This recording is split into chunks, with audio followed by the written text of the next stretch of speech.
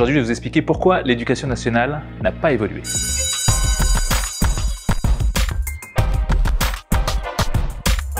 Déjà, première chose, c'est pas parce que vous êtes bon à l'école que vous serez bon dans la vie, et de la même manière, c'est pas parce que vous êtes mauvais à l'école que vous serez mauvais dans la vie. Je vais vous raconter une petite anecdote. Il y a quelques années, je suis allé faire une conférence et je suis tombé sur mon prof de maths. En tombant sur mon prof de maths, j'étais hyper heureux de le voir, lui un peu surpris de me voir, et je lui ai demandé qu'est-ce qu'il venait faire. Il m'a expliqué qu'il venait voir une conférence avec tout un tas de personnes hyper intéressantes qui étaient là. À la fin de cette conférence, on appelle l'invité guest, qui était moi-même pour le coup, et en montant sur scène, je lui ai fait un petit clin d'œil en expliquant à l'assemblée que j'étais très mauvais en maths, mais qu'aujourd'hui, je savais compter. Ici, vous avez mon bulletin scolaire, et comme vous pouvez le voir, les maths, c'était pas forcément mon fort. Okay.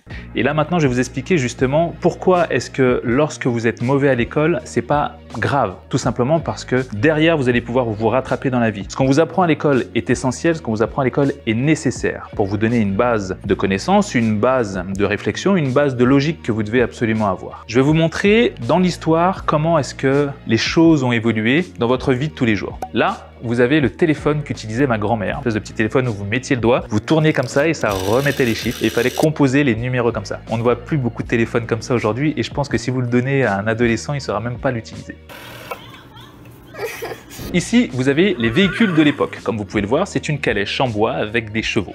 Maintenant, vous avez un véhicule d'aujourd'hui, pour le coup une Tesla.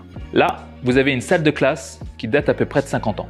Et là, vous avez une salle de classe qui date d'aujourd'hui. Si vous regardez bien, il n'y a aucune évolution entre les deux. C'est-à-dire que l'école n'a pas évolué depuis de nombreuses années. Et c'est absolument normal. C'est normal! Lors d'un live que je faisais, on se posait la question de pourquoi est-ce que l'école n'avait pas évolué et pourquoi est-ce qu'on ne nous apprend pas à créer une société, pourquoi est-ce qu'on ne nous apprend pas à faire de la fiscalité, pourquoi est-ce qu'on ne nous apprend pas à investir à l'école. C'est absolument normal. Je vais vous donner un exemple. Si aujourd'hui vous apprenez la fiscalité dans l'immobilier, je peux vous assurer que l'année prochaine, la fiscalité dans l'immobilier aura absolument changé. Ce serait beaucoup trop lourd en termes de charges pour l'éducation nationale de former chaque année leurs professeurs sur toutes les avancées qu'il y a en termes d'entrepreneuriat, en termes d'investissement. Donc c'est pour cela que l'école n'évolue pas. Elle n'évolue pas parce que ça coûterait trop cher. Et comme vous le savez, on a un système éducatif qui pour le coup est gratuit. Ce système gratuit, on peut évidemment lui cracher dessus d'une certaine manière, mais il est bénéfique parce que dans beaucoup de pays, lorsque vous voulez aller à l'école, si vous n'avez pas au minimum 8 000 $, si je prends l'exemple d'une école primaire ou d'un collège aux États-Unis, vous ne pouvez que difficilement aller à l'école. C'est pour cela que dans des pays comme les États-Unis, on va préférer les gens qui ont de l'expérience parce que c'est normal de ne pas avoir de gros diplômes, tout simplement parce que ça coûte très cher. Alors qu'en France, on a des gens extrêmement diplômés qui ont pour le coup du mal à trouver du travail, tout simplement parce qu'ils ont peu d'expérience. Mais ça ne veut pas dire que c'est une mauvaise chose d'être surdiplômé. Ça ne veut pas dire que c'est une mauvaise chose que d'être dans une école qui n'a pas évoluer. Bien au contraire, ça vous donne une base, des connaissances qu'il n'y a pas ailleurs. D'ailleurs, au passage, vous remarquerez que tous les étudiants français sont prisés à l'étranger, pour le coup, parce qu'ils ont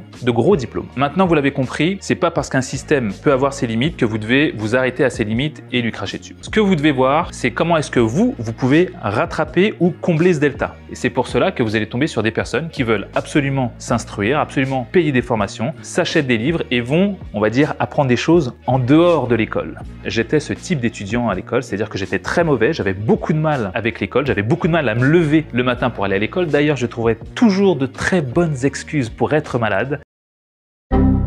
Donc certes, ça a développé ma créativité, mais surtout, je suis allé chercher de l'apprentissage ailleurs. J'ai acheté des livres, j'ai acheté des vidéos, j'ai regardé, je me suis instruit dans tout un tas d'autres domaines que l'école ne m'apprenait pas. Ce qui m'a permis d'ouvrir un maximum mon esprit. Si aujourd'hui, vous avez des enfants, ce que je vous conseille de faire, essayez de les mettre dans une association, essayez de les mettre dans un sport en particulier, essayez de les mettre dans quelque chose de façon à ce que vous puissiez leur donner le goût d'apprendre, mais autre chose que ce qu'il y a dans le cadre normal qui est le cadre scolaire. Donc vous l'avez compris, c'est pas parce que vous êtes mauvais à l'école que vous serez mauvais dans la vie.